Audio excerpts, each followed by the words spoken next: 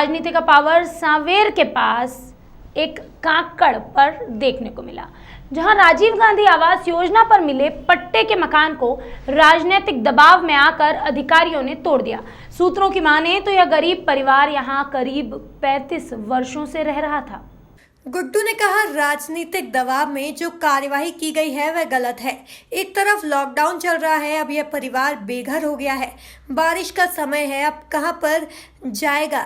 गुड्डू ने यह भी आरोप लगाया कि भाजपा के लोगों ने खाती समाज वर्ग पर भी इस तरह दबाव बनाकर कार्यवाही की जा रही है। जैसे ही इस घटना की जानकारी कांग्रेस के पूर्व सांसद प्रेमचंद गुड्डू को मिली तो वो घटनास्थल पर पहुंच गए और परिवार के लोगों से बातचीत की। अब यह मामला पूरी तरह से राजनीतिक रूप ले चुका है। तोड़ दिया।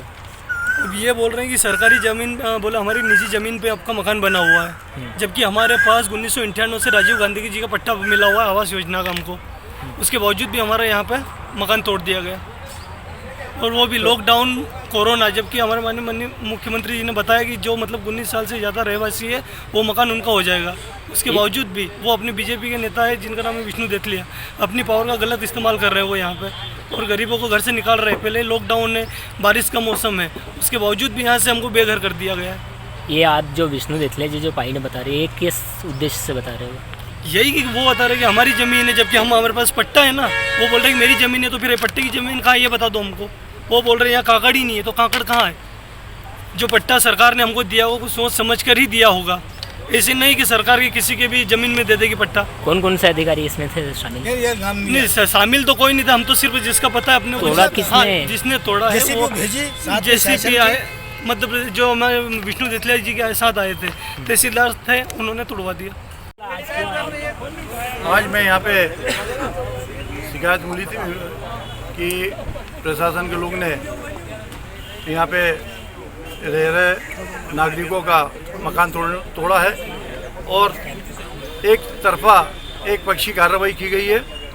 बाकी भी बहुत सारे मकान यहाँ पे आसपास आपको दिख रहे हैं जो शासकीय ज़मीन पे बने हुए हैं, और निश्चित तौर से पक्षपात का व्यवहार यहाँ पे किया गया है।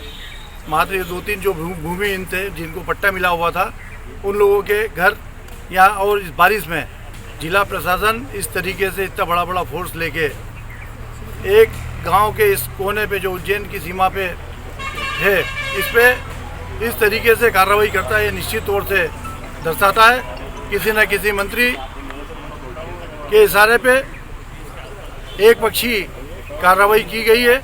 और कम से कम इतना तो टाइम इनको दिया जाना चाहिए था, ये बारिश का काल निकल जाता और उसके बाद इनको कहीं समझ रहने की व्यवस्था करके किया जाता। ये निश्चित तौर से एक समाज के खिलाफ मैं लगातार अभी देख रहा हूँ, और पूरे समाज के खिलाफ एक वातावरण बनाया गया है।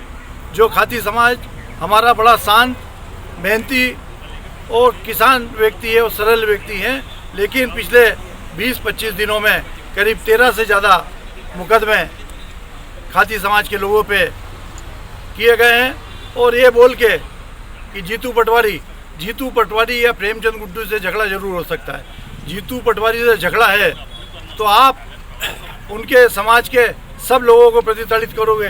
किसी पे 420 का मुकदमा, किसी को बिजली के खंभे तोड़ने का, किसी को अवैध खनन के नाम पे इस तरीके से इनको प्रतिताड़ित किया जा रहा है।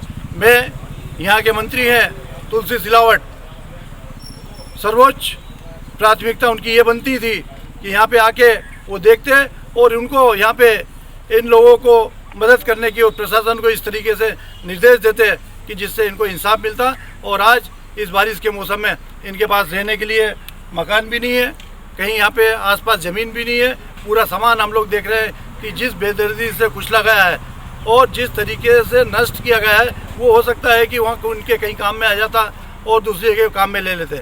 मैं प्रशासन की इसमें बहुत भ्रष्टा करता हूँ, और इस तरीके से सामाजिक लेवल पे, सामाजिक लोग पे राजनीतिक अपनी जगह, तुलसी सिलावट जी राजनीतिक चलेगी, लेकिन इस तरीके से अपमानित हमारे जीतू पटवारी को भी किया गया, जिस तरीके से बेंगलोर में किया गया था उस तरीके से। उसके बाद पूरे समाज को ये समझ लें कि शांत समाज है, सभ्य समाज है, मेहनती समाज है, अपनी मेहनत पे वो मेहनत करके कमा के खाता है, उसको इस तरीके से प्रताड़ित किया गया तो आपको उसकी सज़ा मिलेगी, आपको उसके परिणाम भुगतना पड़ेंगे।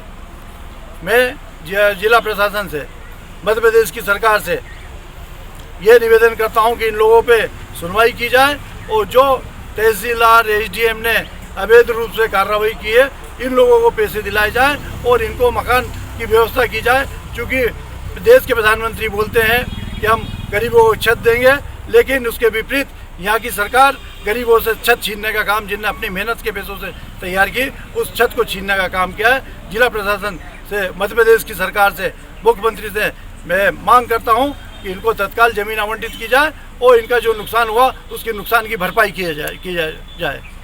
मैं आज ही अभी आधे घंटे पहले मुझे खबर मिली कि मांगलिया चौकी पे जो अवैध खनन के मुखिया दिलीप सरपंच है तोड़ी वाले, उनने तमाम लोगों के साथ घुस के थाने के ऊपर हमला किया है और ये उन पे कार्रवाई करने की बजाय पुलिस प्रशासन उसको छुपाने का काम कर रहा है, जिसमें पुलिस अधिकारी, पुलिस के कर्मचारी भी घायल हुए हैं। ये वही धनखेड़ी का मामला है जिसके अंदर 50 ट्रक खोदने की परमिशन ली गई, लेकिन करीब 20,000 ट्रक से ज़्यादा खुदाई कर ली गई और उन पर समय रहते कार्रवाई, मैंने बार बार कहा है, पिछले 1 हफ्ते 10 दिन से बोल रहा हूँ, कार्रवाई नहीं की गई होती समय पे तो आज उनका इतना साहस नहीं होता पुलिस चौकी पे हमला करें।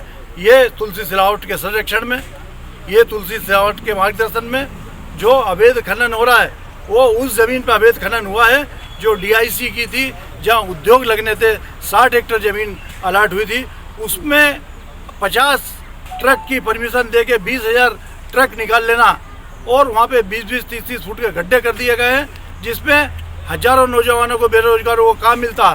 तो वहाँ DIC से ने वो ज़मीन लेने से इनकार कर दिया। इतना अवैध खनन हुआ है। सांवेर से संतोष व्यास की रिपोर्ट।